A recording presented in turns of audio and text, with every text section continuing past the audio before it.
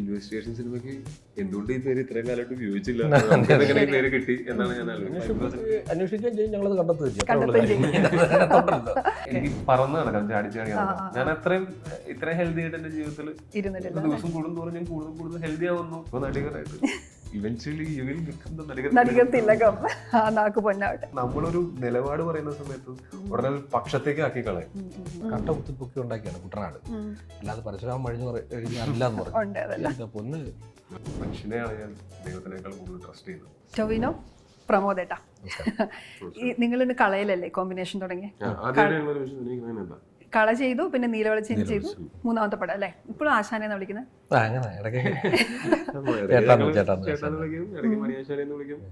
അത് കേൾക്കാൻ സുഖം. അങ്ങനെ വിളിക്കുന്നതാണ് ഇഷ്ടം. പിന്നെ എനിക്കിഷ്ടം ഒരു കഥാപാത്രമല്ലേ. നന്നായി ചെയ്യുന്നോണ്ടാണല്ലോ ആ ഒരു പേര് നമുക്ക് വരുന്നത്. അതെ അതെ. ഇപ്പൊ അന്വേഷിപ്പിൻ കണ്ടെത്തും. നിങ്ങൾ ആരെയാണ് അന്വേഷിക്കുന്നത്? എന്താണ് കണ്ടെത്തുന്നത്? എന്താണ് ഈ ഗ്യാങ്? ഞാൻ ആലോചിക്കുമ്പോ ഒരു ഇൻവെസ്റ്റിഗേഷൻ സിനിമയ്ക്ക് എന്തുകൊണ്ട് ഈ പേര് ഇത്രയും കാലമായിട്ട് ഉപയോഗിച്ചില്ല, എങ്ങനെ ഈ പേര് കിട്ടി എന്നാണ് ഞാൻ ആലോചിക്കുന്നത്. അന്വേഷിപ്പിൻ കണ്ടെത്തും, അതാണല്ലോ എല്ലാ ഇൻവെസ്റ്റിഗേഷനിലും നടക്കുന്നത്.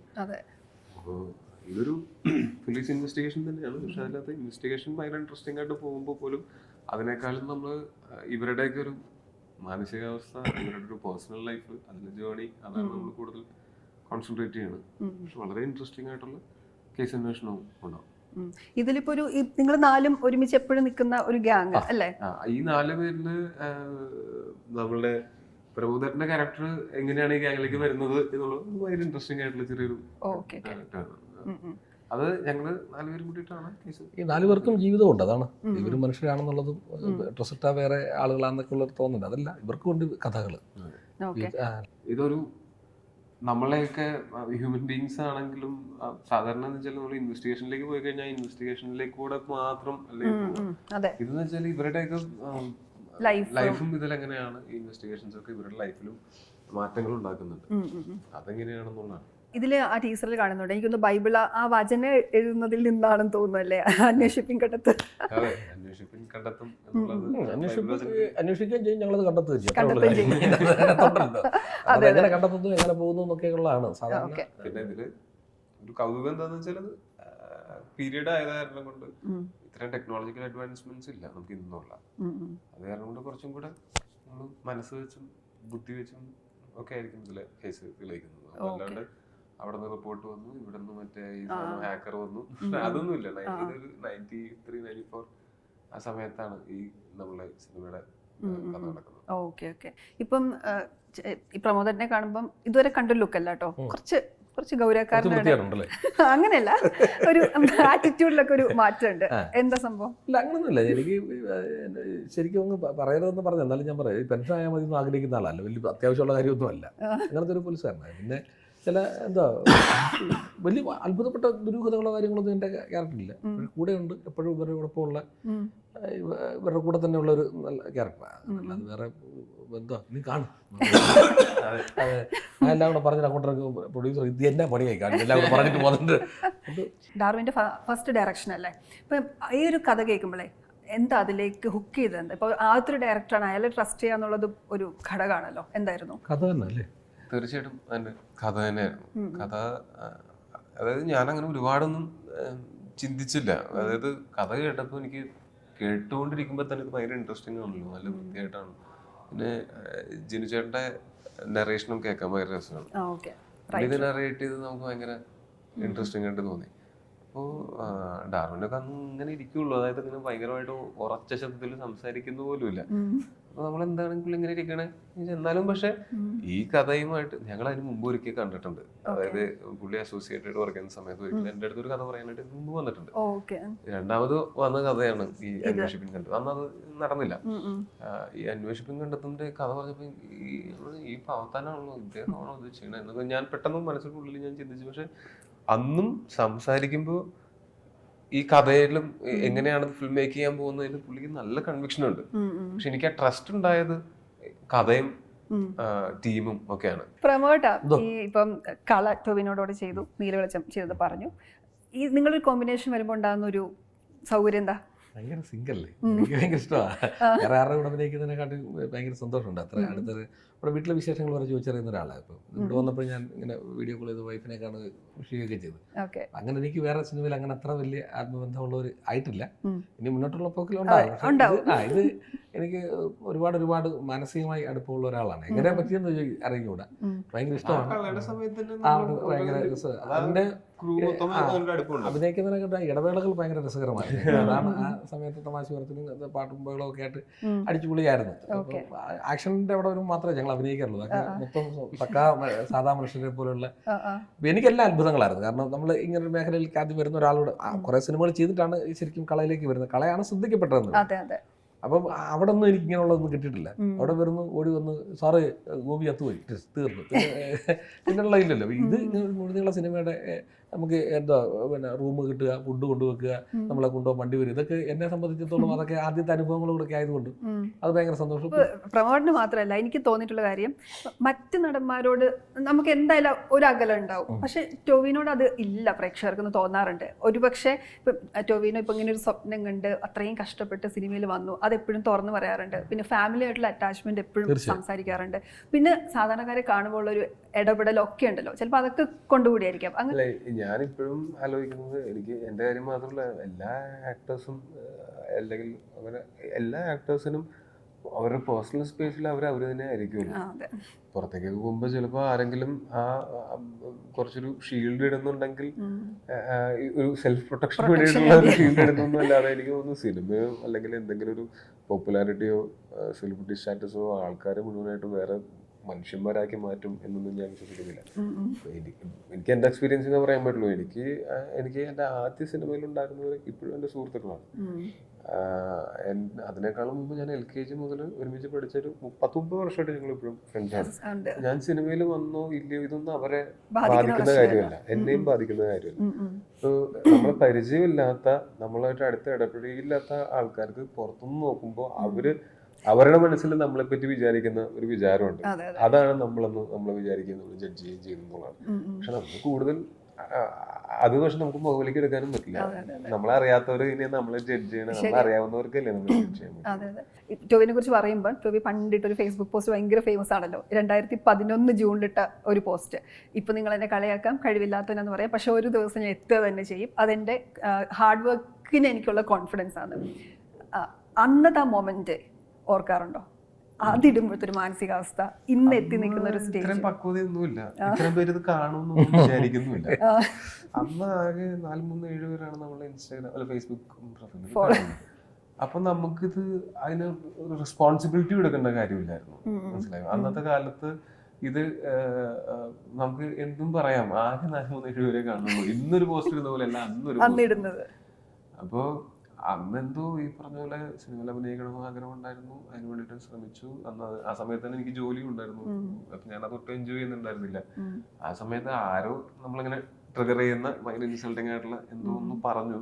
അപ്പൊ അവിടെ അതിന് മറുപടി ഡയറക്റ്റ് കൊടുക്കാൻ മാത്രം നമ്മൾ എവിടെ എത്തിയിട്ടില്ല എന്നുള്ള കാരണം കൊണ്ട് അന്ന് ഇപ്പോഴാണെങ്കിൽ ഒരിക്കലും അത് അങ്ങനത്തെ ഒരു കാര്യം നമ്മളങ്ങനെ നമ്മളുടെ വിഷമങ്ങൾ വിളിച്ച് പറയാം. അന്ന് എന്താ വെച്ചാൽ ഫേസ്ബുക്ക് ചോദിക്കുമ്പോൾ എന്തൊക്കെയുണ്ട് വിശേഷം, എന്തെങ്കിലും പറയാനുണ്ടോ പറയുന്നൊന്നും അല്ലാണ്ട് അത് ഭയങ്കര എന്താ പറയാ ഇമ്മച്യൂർ ആയിട്ടുള്ളൊരു കാര്യമായിട്ടാണ് ഞാനിപ്പോ കാണുന്നത്. അതിട്ടിട്ട് ഞാൻ സിനിമയെ കയറി രക്ഷപ്പെട്ടില്ലായിരുന്നെങ്കിലോ അത് വെച്ചിട്ട് ഇപ്പോഴും കളിയാക്കൊണ്ടുണ്ടായിരുന്നു തന്നെ ആൾക്കാർ, കൂട്ടുകാരൊക്കെ എന്തായി എന്റെ മറ്റേ സാധനം എന്തായി ചോദിച്ച് കളിയാക്കി. പക്ഷെ അന്ന് ഇടുമ്പോ അവർ ഉറപ്പുണ്ടായിരുന്നു. അന്നുള്ള എല്ലാ കാലത്തും ഉള്ളിൻ്റെ ഉള്ളിൽ ഒരു വെറുതെ ആവില്ല എന്നൊരു തോന്നലുണ്ടായിരുന്നു. അതിന് പ്രത്യേകിച്ച് കാരണമൊന്നുമില്ല, ഉള്ളിൻ്റെ ഉള്ളിൽ അങ്ങനെ ഒരു ചിന്ത ഉണ്ടായിരുന്നു. ജസ്റ്റ് മാറ്റർ ഓഫ് ടൈം, രക്ഷപ്പെടുമല്ലോ, എടുക്ക് പണി എന്നുള്ളതില്ല. ആ ഉറപ്പുള്ളതുകൊണ്ടാണ് വീണ്ടും വീണ്ടും അധ്വാനിക്കാനും ഇംപ്രൂവ് ചെയ്യാനൊക്കെ ആയിട്ട് തോന്നുന്നു. എൻ്റെ ജീവിതത്തിലെ 2007 എനിക്ക് രണ്ടാമത്തെ സംസ്ഥാന അവാർഡ് കിട്ടും. ആ നാടകം നമ്മുടെ നാട്ടിൽ കളിക്കുമ്പോൾ ഒരു ദിവസം രാത്രി ഞാൻ നാടകം കഴിഞ്ഞ് വരുമ്പോൾ വലിയ പോസ്റ്റർ ഒട്ടിച്ചിരിക്കൊണ്ട് ഞാനൊന്ന് ഉറങ്ങി എഴുതിട്ട് എൻ്റെ അനിയൻ വിളിച്ചു പറഞ്ഞാൽ ഇങ്ങോട്ട് വരാൻ പറഞ്ഞു. നോക്കുമ്പോൾ എൻ്റെ പടം മാത്രം എന്നെ കീറിക്കളഞ്ഞ് റൗണ്ട് ചെയ്ത്. അപ്പോൾ ഞാൻ പറഞ്ഞ കുട്ടികളെല്ലാം ആയിരിക്കും ഇവിടെ കളഞ്ഞേക്കുന്നത്, അത് മൊത്തം കളഞ്ഞിട്ട് ഒരെണ്ണോട് ഒട്ടിക്കാൻ പറഞ്ഞു. അവർ ഒരെണ്ണോട് ഒട്ടിച്ച് ഒരു 10-15 മിനിറ്റ് കഴിയുമ്പോൾ വീണ്ടും അത് കീറിക്കളഞ്ഞ്. എൻ്റെ ഭാഗം മാത്രം. ആ നാടകത്തിനാണ് സംസ്ഥാന അവാർഡ് കിട്ടുന്നത്. അതിന് ആദരവ് എനിക്ക് നാട്ടിൽ തരിക.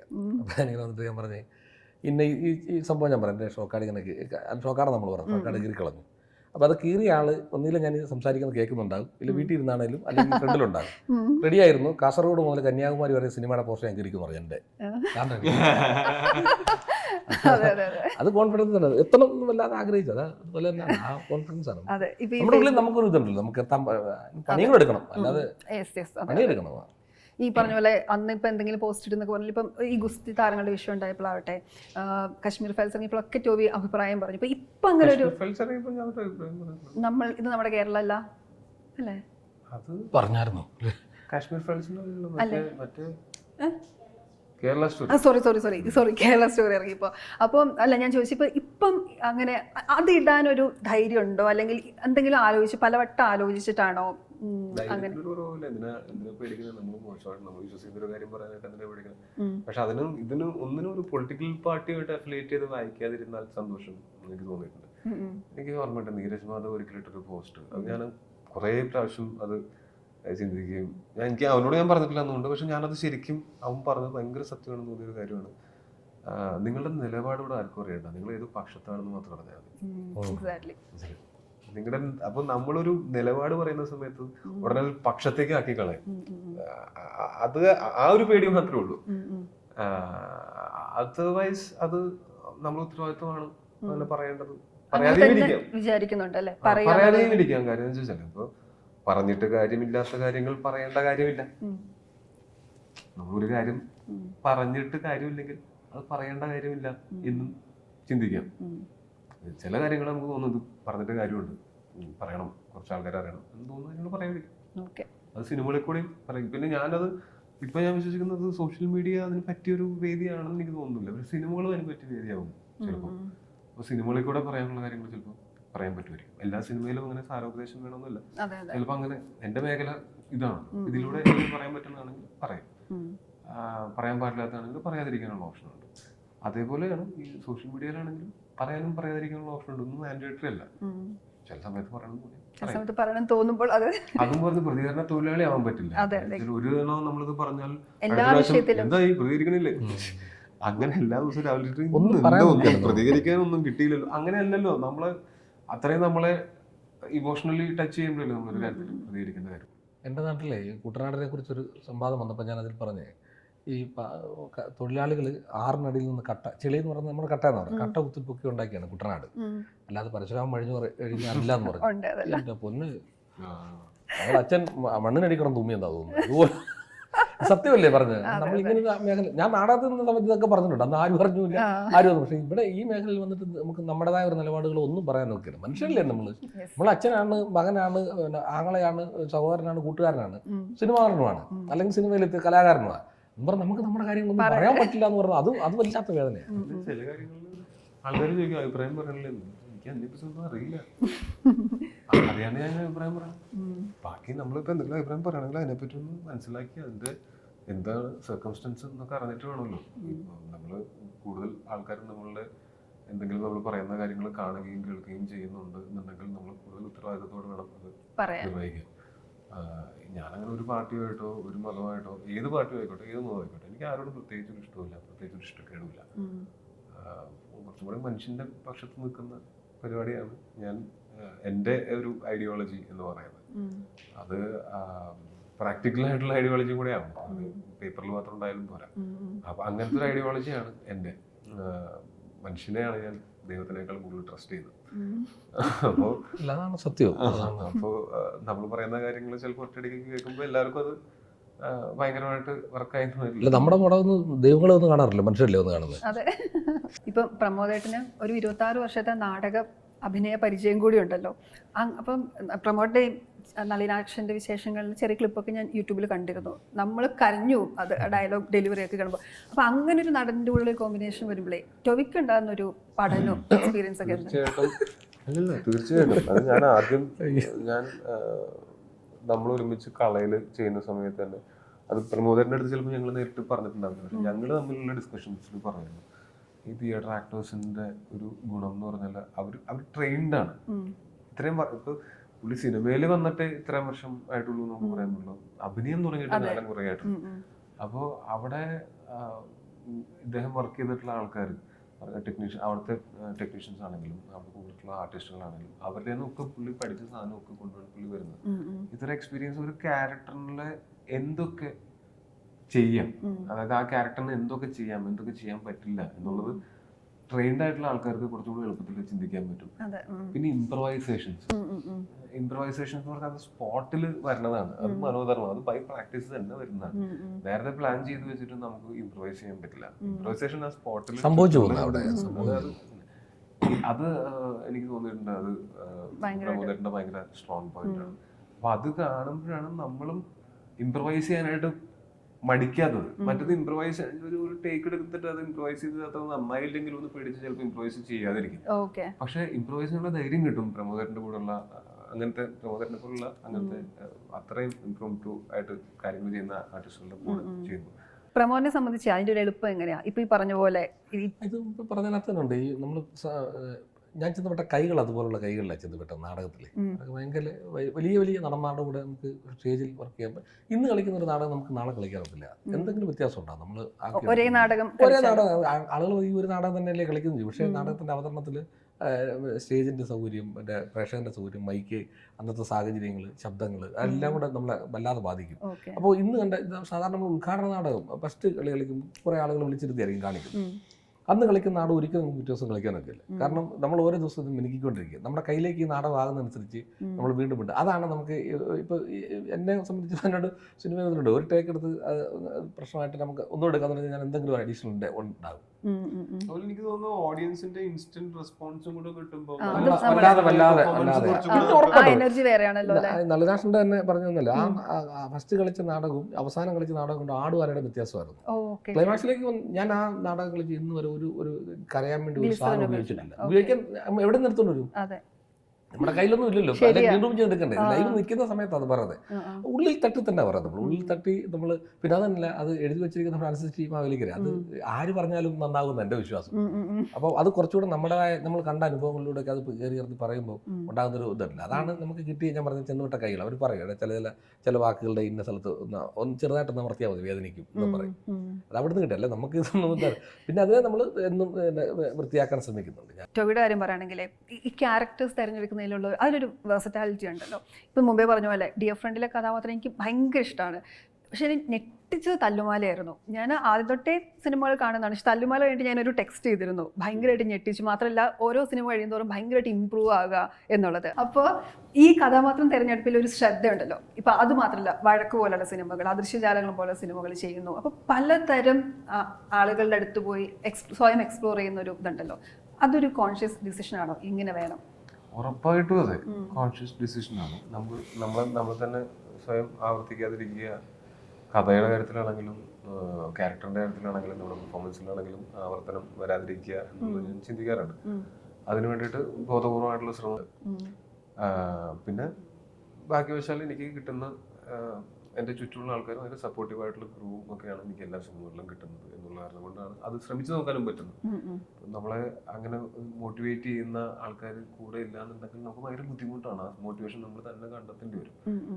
ഇപ്പോൾ ഒരു ഉദാഹരണം പറഞ്ഞാൽ ഇപ്പോൾ തല്ലുമാല എന്നുള്ള സിനിമയിലെ ക്യാരക്ടർ നമ്മൾ ചെയ്യണമെന്ന് തീരുമാനിച്ചാൽ അതിനകത്ത് ഡാൻസ് 1-2 സ്റ്റെപ്പ് ഉണ്ടാവും എന്ന് പറയുമ്പോൾ തന്നെ ഞാൻ ഡാൻസ് നിങ്ങൾക്ക് അതായത് എനിക്ക് ABCDയുടെ സമയം മുതൽ അറിയാവുന്നതാണ് റഹ്മാൻ. അല്ലെങ്കിൽ ഒരു 2015 മുതൽ വളരെ അടുപ്പമുള്ള ആളാണ് മൂസിൻ ബലാരി. ഇവർക്ക് രണ്ടുപേർക്കും നല്ല കൃത്യമായിട്ട് അറിയാം ഞാൻ അങ്ങനെ ഡാൻസ് കളിക്കുന്നു, ഡാൻസ് എൻജോയ് ചെയ്യുന്ന ആൾക്കാരല്ല എന്നുള്ളത്. ഞങ്ങൾ ഒരുമിച്ച് വർക്ക് ചെയ്തിട്ടുള്ള സമയത്തിനേക്കാൾ കൂടുതൽ നമ്മൾ ഒരുമിച്ച് സമയം സ്പെൻഡ് ചെയ്തിട്ടുണ്ട്. പക്ഷേ എനിക്ക് പോലും വിശ്വാസമില്ലാത്തൊരു കാര്യം ഉണ്ടായിരുന്നു, എന്നെ കൊണ്ടത് പറ്റും എന്നുള്ള കാര്യം. എനിക്ക് വിശ്വാസം ഉണ്ടായിരുന്നില്ല, അവർക്ക് വിശ്വാസം ഉണ്ടായിരുന്നു, എനിക്ക് അവരെ വിശ്വാസമായിരുന്നു. ആ ഒരു ട്രസ്റ്റ് കാരണം കൊണ്ടാണ് തല്ലുമാലയില് നമ്മൾ ഡാൻസ് പോലത്തെ ഒരു സാധനമൊക്കെ. ഡാൻസ് ഒരു എക്സാമ്പിൾ ആയിട്ട് പറഞ്ഞാണ്. മാത്രമല്ല തല്ലുമാലയിലത്തെ ക്യാരക്ടറിന്റെ പലപ്പോഴും എന്റെ രൂപം വെച്ചിട്ടും എന്റെ മുഖത്തിന്റെ വണ്ണവും കുറവും ഒക്കെ വെച്ചിട്ടാണ് നമ്മൾ ഏത് ക്യാരക്ടർ ഏത് കാലഘട്ടം എന്നൊക്കെ പെട്ടെന്ന് ആൾക്കാർക്ക് കിട്ടേണ്ടത്. സീൻ പകുതിയാകുമ്പോൾ മനസ്സിലായാൽ പോരല്ലോ, തുടക്കത്തിൽ തന്നെ മനസ്സിലാവണം. സ്പെഷ്യൽ ലുക്കുകൾ വേണം. അപ്പോൾ ഇതിന്റെയൊക്കെ ഡിസ്കഷനിൽ ഇത് ഒരിക്കലും ഒറ്റയ്ക്കുള്ളൊരു പരിപാടിയല്ല, അതൊരു ടീം വർക്കാണ്. നന്നായാലും മോശമായാലും അത് ടീം വർക്കിന്റെ തന്നെയാണ്. അപ്പോൾ ബോധപൂർവമായിട്ടുള്ള ശ്രമം തീർച്ചയായിട്ടും ഇനിയും ഉണ്ടാവും. ഇല്ലെങ്കിൽ പ്രേക്ഷകർക്ക് എന്നെ ബോറടിക്കും എന്നുള്ളതിനേക്കാളും എനിക്ക് വീണ്ടും എന്നെ കാണുമ്പോൾ എന്തെങ്കിലും പുതുതായിട്ട് ഇല്ലെങ്കിൽ എനിക്ക് എന്നെ ബോറടിക്കും. അത് കാരണം കൊണ്ടാണ് അങ്ങനെ എന്തെങ്കിലും ചെയ്യാൻ ശ്രമിക്കുന്നത്. പിന്നെ നമ്മൾ എന്തെങ്കിലും ഒരു സാധനം അതിൽ നമ്മൾ കൊള്ളാം എന്നുണ്ടെങ്കിൽ അത് തന്നെ വീണ്ടും വീണ്ടും ചെയ്തുകൊണ്ടിരിക്കാതെ എന്തെങ്കിലും ഇനി വേറെ ഇതിനേക്കാളും കൊള്ളാം എന്തെങ്കിലും ഉണ്ടോ എന്ന് തപ്പിക്കൊണ്ടിരിക്കുകയാണ്. അതെ അതെ, ഈ ഒരു സൂപ്പർ ഹ്യൂമൻ ക്യാരക്ടർ ചെയ്തു കഴിഞ്ഞു, പിന്നെന്താ പറയുക, തലുമാലയിൽ ഡാൻസ് ചെയ്ത് കഴിഞ്ഞു, ഇപ്പൊ ARMലേക്ക് വരുമ്പോൾ എന്താന്ന് ഭയങ്കരമായിട്ട് ഇങ്ങനെ പ്രതീക്ഷയോടെ കാത്തിരിക്കുന്നുണ്ട്. അപ്പൊ ടൊവിനി എന്തൊക്കെ കാര്യങ്ങളാണ് ചെയ്യാൻ പോകുന്നത് എന്താ ഇതിന്റെയൊക്കെ മറുപടി പറഞ്ഞു ഞങ്ങൾ പടുത്ത് അറിയുന്നവർക്ക് എന്തുവാ പുള്ളി വേറെ എന്ത് പരിപാടി കൂട്ടുകാരൊക്കെ എന്താ എന്നോട് ചോദിച്ചിട്ടാ ചെയ്യുന്ന പോലെ എല്ലാവരും ചോദിക്കുന്നത്, പുള്ളി വടി കിടക്കുന്ന ഒരു സാധനം കണ്ട് എന്താണ് സംഭവം, ഞാൻ പറഞ്ഞു എനിക്കറിയാം ഞാൻ ARMന് വേണ്ടിയിട്ട് ഞാൻ കളരി കുറച്ച് ഒരു 5-6 മാസം പ്രാക്ടീസ് ചെയ്തായിരുന്നു. അന്നാണ് ഞാൻ ചിന്തിച്ചത് നമ്മൾ ബോഡി ബിൽഡിംഗ് വർക്കൗട്ടുകൾ അല്ലാതെ ഞാനിപ്പോൾ കലസ്തനിക്സ് അല്ലെങ്കിൽ കലസ്തനിക് ട്രെയിനിങ് അല്ലെങ്കിൽ പ്ലയോമെട്രിക്സ് അതൊക്കെ നമ്മൾ പരീക്ഷിച്ചിട്ടുണ്ട്. പക്ഷെ ഒരു മാർഷൽ ആർട്സ് ഞാൻ ആദ്യമായിട്ട് ട്രൈ ചെയ്ത് നോക്കുന്നത് കളരി പഠിക്കുമ്പോഴാണ്. അപ്പൊ ഞാൻ എന്തുകൊണ്ടാണ് നമ്മൾ തുടങ്ങിയ 4-5 ദിവസം കൊണ്ട് നമ്മൾ ഇതിനെ അടുത്ത് നിർത്തും എന്നുള്ള കാരണം കൊണ്ടാണ് നമുക്ക് ഇങ്ങനെ കണ്ടിന്യൂസ് പോകാൻ പറ്റാത്തത്. പക്ഷെ ഇത് ഈ സിനിമയ്ക്ക് ആവശ്യമുള്ള ഒരു കാര്യമായത് കാരണം കൊണ്ട് എനിക്ക് ഒരു 2 മാസം കൊണ്ടൊക്കെയാണ് ഞാൻ ഇതിൽ കംഫർട്ടബിൾ ആയത്, ട്രെയിനിങ് എടുക്കുന്നതിൽ കംഫർട്ടബിൾ ആയത്. പിന്നെ എനിക്കൊന്ന് 2021 അവസാനം ഇന്ത്യൻപൂരിലേക്ക് ഇറങ്ങിയതിനു ശേഷം എനിക്കൊരു സെൻസ് ഓഫ് റെസ്പോൺസിബിലിറ്റി തോന്നിയിട്ടുണ്ട്. കൂടുതൽ കാര്യങ്ങൾ പഠിക്കാനൊക്കെ ഞാൻ കുറച്ചുകൂടെ ഓപ്പൺ ആയി എന്നെനിക്ക് തോന്നുന്നു. ഇതിന് മുമ്പ് ഗോവയ്ക്ക് വേണ്ടിയിട്ട് അന്ന് ഗാട്ടാ ഗുസ്തി 1 മാസം ട്രെയിൻ ചെയ്ത് വെച്ചാൽ ഇത്തരം സിനിമകൾ ചെയ്തിട്ടും റെഗുലർ ആയിട്ടുള്ള ഒരു പുതിയ സ്കില്ല് പഠിക്കുന്ന ഒരു പരിപാടി ഇല്ല. പക്ഷെ ഇപ്പൊ എന്ന് വെച്ചാൽ റെഗുലർ ആയിട്ട് എന്തെങ്കിലും ഇപ്പൊ എല്ലാ ദിവസവും ഞാനിപ്പോ ഒരു 1.5 മണിക്കൂർ വർക്കൗട്ട് ചെയ്യുന്നുണ്ടെങ്കിൽ അതിൽ 45 മിനിറ്റ്സ് വെയിറ്റ് ട്രെയിനിങ്ങും 45 minutes some martial arts training. എന്റെ കൂടെ എന്റെ വെയിറ്റ് ട്രെയിനിങ്ങിന്റെ കൂടെ ഉണ്ടായിരുന്ന അസ്കർ ഭായ് ഇപ്പോഴും കൂടെ ഉണ്ട്, ഒരു martial arts trainer Irfan, mixed martial artist ആണ്, MMA ഫൈറ്റർ ആണ്. പുള്ളിയും പഠിച്ചുകൊണ്ടിരിക്കുകയാണ്. പുള്ളി പഠിക്കുന്നതൊക്കെ എനിക്ക് സ്റ്റെപ്പ് ബൈ സ്റ്റെപ്പ് ആയിട്ട് from the grass root level നമ്മൾ പഠിക്കുന്നത്. ഇതിന് ഇന്ന മറ്റേ ഡെഡ് ലൈൻ ഒന്നുമില്ല, എന്തെങ്കിലും പുതിയത് പഠിക്കുക. സംഗീതം പോലെ അനന്തസാഗരമാണ്. നമ്മള് ഇപ്പൊ അജയന്റെ 2ാം മോഷണത്തില് നമ്മള് നോക്കുകയാണെങ്കിൽ അതിനകത്ത് ഒരു ഷോട്ട് ഉണ്ട്, അതിന്റെ ആ ടീസറിന്റെ അവസാനത്തെ ഷോട്ടില് ഒരു ബീഡി അകത്തുനിന്ന് പുറത്തേക്ക് എടുക്കുന്നത്, ഇങ്ങനെ കത്തുന്ന ബീഡി. അപ്പൊ പണ്ട് ഞങ്ങളുടെ വീടിന്റെ അടുത്തൊരു ചേട്ടൻ ഇത് ചെയ്യുന്നത് ഞാനും ചേട്ടനും അതിൽ വരുന്നു ഇങ്ങനെ വട്ടത്തിൽ പോകുന്നതൊക്കെ കണ്ടു ഫാസിനേറ്റഡ് ആയിട്ടുണ്ട്.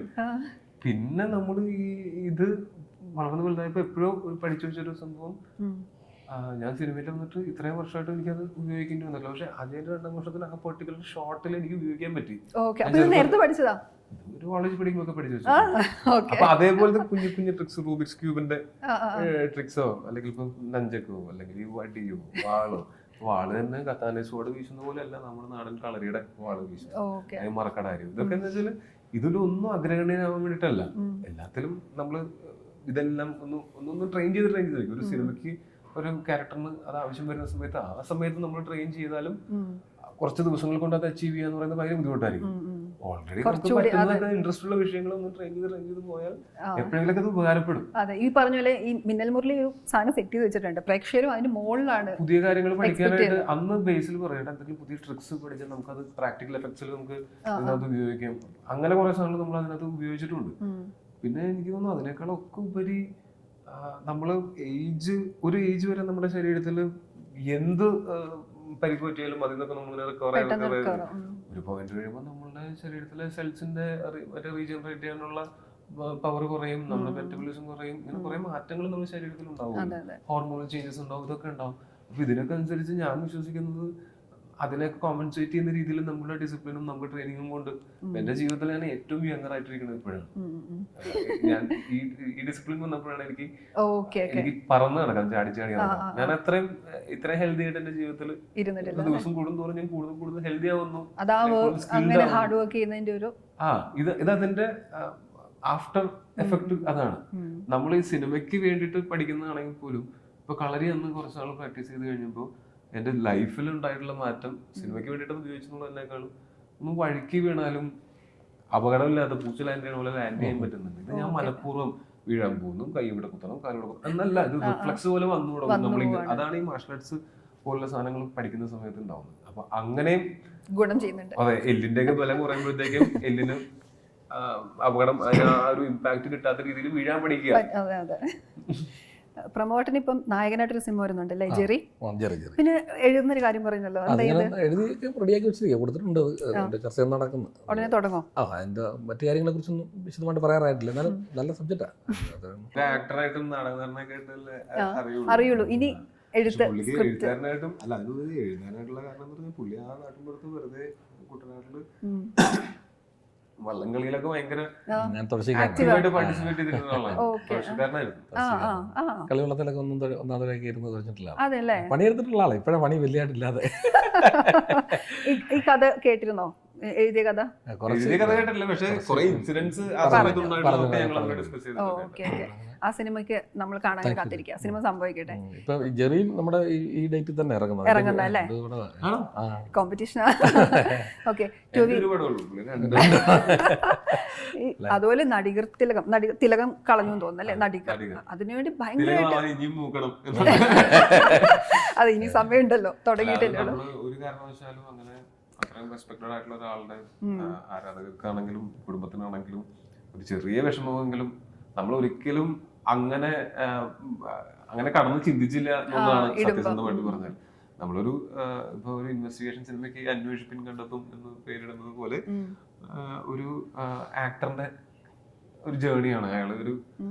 അയാൾ തുടക്കത്തിലുള്ള അവസ്ഥയിൽ നിന്ന് വേറൊരു അവസ്ഥയിലേക്ക് as A human being, as A actor പുള്ളി ഒരു ജേണിയാണ്, ട്രാൻസ്ഫോർമേഷനാണ്. അപ്പൊ അതിന് നടികർ തിലകം എന്നുള്ള പേര് ഭയങ്കര കേൾക്കാനും നല്ല രസമായിട്ട് തോന്നിയതുകൊണ്ടാണ് അന്ന് അങ്ങനെ ചിന്തിച്ചത്. അത് നടികർ തിലകം ശിവാജി ഗണേശൻ സാറാണെന്ന് നമുക്കറിയാം, നടികർ തിലകം എന്ന് പറഞ്ഞാൽ സാവിത്രിയമ്മയാണെന്നൊക്കെ നമുക്കറിയാം. പക്ഷെ അങ്ങനെ ഒരു ഡയറക്റ്റ് കണക്ഷൻ നമ്മൾ ഉദ്ദേശിച്ചിട്ടില്ല സത്യം പറഞ്ഞാൽ. നമ്മുടെ ഇന്റൻഷൻ അതല്ലായിരുന്നു. പക്ഷെ അങ്ങനെ ഒരു ചെറിയ രീതിയിലെങ്കിലും അങ്ങനെ ഇൻഡയറക്ട്ലി എങ്കിലും ഇങ്ങനെ അദ്ദേഹത്തിന്റെ ഫാൻസിന് വിഷമം ഉണ്ടാവുന്ന ഒരു കാര്യമാണെന്ന് നമ്മുടെ അടുത്തേക്ക് അങ്ങനെ ഒരു വാർത്ത എത്തിയപ്പോൾ പ്രഭു സാർ വിളിച്ചിട്ട് ലാൽ സാറിനോട്ട് സംസാരിച്ചു. ഞങ്ങൾ എല്ലാവരും പരിചയമുള്ള ആൾക്കാരാണല്ലോ. അപ്പൊ മനഃപൂർവ്വം ഒരിക്കലും ഒരാൾക്ക് വിഷമം ഉണ്ടാവുന്ന രീതിയിൽ നമ്മളൊരു പേരിടേണ്ട കാര്യമില്ല. അതും ഇത്രയും നമ്മളോട് അടുപ്പവും സ്നേഹമുള്ള ഒരാൾ വിളിച്ചിട്ട് ഇങ്ങനെ റിക്വസ്റ്റുകൾ പറയുമ്പോൾ ഇമ്മീഡിയറ്റ്ലി പേര് മാറ്റി നടികർന്നിട്ടോട്ടെന്ന് ചോദിച്ചപ്പോൾ ഓക്കെ. അത് പുള്ളി ഇന്നലെ പറയുകയും ചെയ്തു, ഫംഗ്ഷനിൽ പുള്ളി പറയുകയും ചെയ്തു. ഇപ്പൊ നടികറായിട്ട് നടികർ തിലകം. ആ നാക്ക് പൊന്നാവട്ടെ. അപ്പൊ എന്തായാലും സിനിമ ഹിറ്റ് ആവട്ടെ. ഓൾ ദി ബെസ്റ്റ് രണ്ടുപേർക്കും. Thank you.